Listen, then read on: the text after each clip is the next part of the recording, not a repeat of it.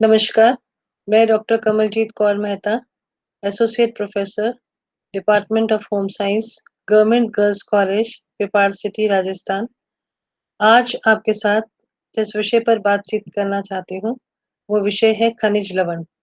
जैसा कि हम जानते हैं कि हमारे शरीर के लिए जो आवश्यक अ न्यूट्रिएंट्स होते हैं या जो पोषक तत्व होते हैं, उसमें कार्बोहाइड्रेट्स और प्रोटीन और वसा जो है, इनका इम्पोर्टेंट रोल होता है और बेसिकली इनकी अधिक मात्रा की आवश्यकता होती है और जो कम मात्रा में आवश्यक जो न्यूट्रिएंट्स होते हैं, उनमें से खनिज लवण और विटामिन्स हैं। हालाँकि उनका रोल भी उतना ही इम्पोर्टेंट होता है जितने कि जो अधिक मात्रा में आवश्यक जो न्यूट्रिएंट्स होते हैं उनका। लेकिन इस आज जो हम बात करेंगे वो खनिज लवण की हम बात करेंगे। खनिज लवण जो है वो हमारे शरीर के लिए बहुत ही ज़्यादा महत्वपूर्ण है और ये जो खनिज लवण है, ये हमारे शरीर का 4% हिस्सा बनाते हैं और ये जो है बाकी जो 96% जो है वो हमारे शरीर में ये अल्प मात्रा में उपस्थित होते हैं और अ, इनकी उपस्थिति हमारे शरीर में सामान्य प्रक्रियाओं हेतु अनिवार्य होती है। ये शरीर का जैसे मैंने आपको बताया कि 4% भार जो है वो खनिज लवणों से बना होता है।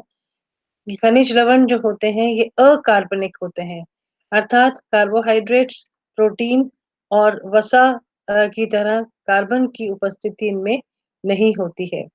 शरीर में लगभग हमारे शरीर में लगभग 24 खनिज लवण पाए जाते हैं।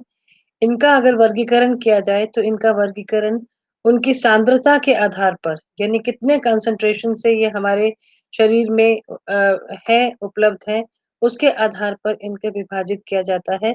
पहला है मैक्रो एलिमेंट्स जिनको हिंदी में वृहत मात्रिक तत्व कहते हैं और दूसरे हैं सूक्ष्म मात्रिक तत्व यानी कि जिनकी बहुत ही कम मात्रा में बहुत ही ट्रेस एलिमेंट्स हमें आवश्यक होते हैं। तो ये जो खनिज लवण है, ये इस तरह से चित्र में बताया गया है। जो अधिक मात्रा में चाहिए, जो वृहत मात्रा में चाहिए, वो है calcium, phosphorus, sodium, chlorine, potassium, गंधक और मैग्नीशियम।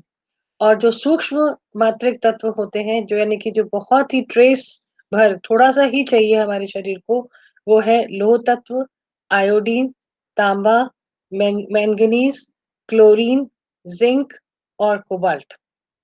और इनके कार्य हम देखें तो कुछ खनिज लवण जो है वो शरीर के खनिज शरीर में खनिज यौगिक के रूप में रहते हैं जैसे कैल्शियम फॉस्फेट और सोडियम क्लोराइड यानी ये दो जो है मिलकर खनिज लवण एक यौगिक बनाते हैं और कुछ की उपस्थिति जो है वो स्वतंत्र रूप से प्रत्येक कोशिका में होती है और कुछ कार्बनिक यौगिक के साथ मिलकर शरीर में रहते हैं जैसे हीमोग्लोबिन है, थायरॉक्सिन है और फॉस्फोप्रोटीन है। इनके कार्य अगर हम देखें तो 2 तरह के कार्य हैं मुख्यतः खनिज लवणों के। एक है निर्माणात्मक कार्य और जिनको कि बॉडी बिल्डिंग फंक्शन कहते हैं और दूसरे हैं नियामक कार्य जिनको कि रेगुलेटरी फंक्शन कहा जाता है। पहले हम बात करते हैं निर्माणात्मक कार्यों की। जैसे कैल्शियम और फास्फोरस जो है वो दांतों और अस्थियों के निर्माण एवं उनको सुदृढ़ बनाने में सहायक होते हैं और यही नहीं कोमल तंतुओं के निर्माण में भी सहायक होते हैं जैसे नाड़ी तंतु जो है जितने भी हमारे नर्व्स के जो सेल्स हैं उनमें फास्फोरस पाया जाता है और रक्त में हीमोग्लोबिन के निर्माण के लिए भी लौह तत्व की आवश्यकता होती है। तो ये जो है ये बॉडी बिल्ड इसके अलावा जो हमारे जो पाचक रस बनते हैं, उनमें भी जैसे HCl है, तो उसमें भी क्लोरीन जो है वो एक आवश्यक तत्व के रूप में पाया जाता है। अब हम बात करते हैं नियामक कार्यों की। जो हमारे रेगुलेटरी फंक्शंस होते हैं, उसमें रक्त जो है वो हमारे शरीर में अम्ल और क्षार के संतुलन को बनाए रखता है, जो कि बहुत ही ज़्यादा आवश्यक है। इसके अलावा ये जो लवण होते हैं, ये हृदय की गति को सामान्य बनाए रखते हैं, नाड़ी के स्वास्थ्य को बनाए रखने में सहायक होते हैं और रक्त का जो थक्का बनता है, यानी जब हमें रक्तस्राव होता है, तो रक्तस्राव आपने देखा होगा कुछ ही समय में रक्त जो है वो थक्के के रूप में परिवर्तित होता है, उसके निर्माण में भी ये सहायक होते हैं और मांसपेशियों के संकुचन और विमोचन में भी सहायक हैं। और जितनी भी मांसपेशियाँ चाहे वो ऐच्छिक, अनैच्छिक मांसपेशियाँ जो हैं, इनमें सब में जो है इनके संकुचन-विमोचन में इनका एक बड़ा रोल होता है और भोजन के चयापचय के लिए भी इनका एक विशेष योगदान होता है। इसके अलावा जो बॉडी में एंजाइम्स होते हैं, जिनको हम विकर कहते हैं, एक विभिन्न विकरों की क्रियाओं के लिए भी ये आवश्यक होते हैं। और आयोडीन जो है, जो कि एक बहुत ही इम्पोर्टेंट जो है ये खनिज लवण है, ये एक थायराइड ग्रंथि का एक उपयोगी तत्व है, जो कि शरीर की वृद्धि में सहायक होता है। इसकी कमी के कारण शरीर की वृद्धि भी रुक सकती है। और ये जो उपयोगी लवण है, ये लवणों को हम 2 भागों में जिस तरह से इसमें कुछ लवण जो है, वो क्षारीय गुणों से युक्त होते हैं और कुछ लवण जो है, वो अम्लीय गुणों से युक्त होते हैं।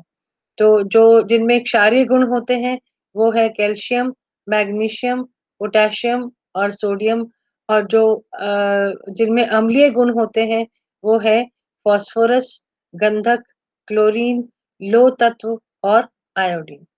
और इस तरह से ये आपको जो है बताया कि किस तरह के कौन-कौन से खनिज लवण आवश्यक हैं और अब इन खनिज लवण में से कुछ खनिज लवण हम अपने अगले वीडियो में के साथ में शेयर करेंगे, जिसमें कि जो है अलग से जो कैल्शियम और फास्फोरस इत्यादि के बारे में हम डिटेल में आगे बात करेंगे और इसमें सिर्फ ये निष्कर्ष आता है कि शरीर के अच्छे पोषण स्तर को बनाए रखने के लिए भोजन में खनिज लवणों की मात्रा जो है वो सही अनुपात में होनी चाहिए और खनिज लवण के लिए जो स्रोत है वो है आपके दूध, दूध से बने हुए पदार्थ सब्जियाँ, फल और नट्स इत्यादि जिससे कि हमें भरपूर मात्रा में आवश्यक लवण प्राप्त होते हैं।